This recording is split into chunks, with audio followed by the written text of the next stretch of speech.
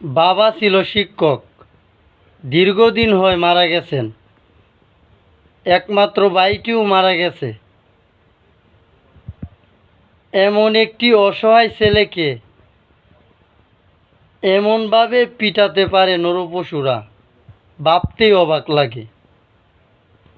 বর্তমান মানুষের বিবেক এতটাই নিচে নেমে গেছে,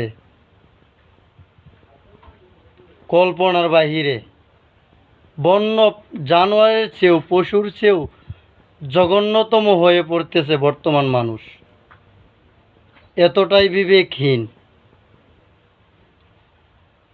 বলছি কলেজ বন্ধু জুবায়ের শামীমের কথা।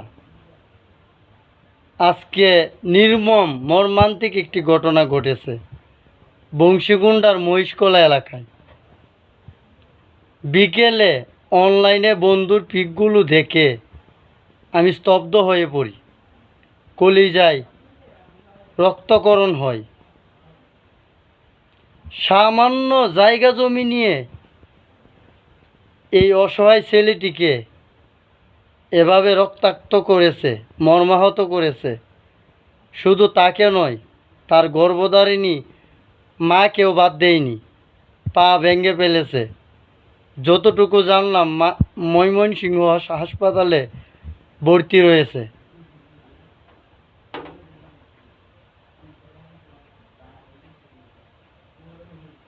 বর্তমান প্রশাসনকে অনুরোধ করছি, ওই নেশাকুরদের, বন্ডপীরদের, অবৈধ ব্যবসায়ীদের আইনের আওতায় এনে কঠিন শাস্তির ব্যবস্থা করা হোক। বর্তমান সমাজে, বাংলাদেশে যে অপ্রীতিকর ঘটনা ঘটতেছে, আসলে চিন্তা ভাবনার বাহিরে।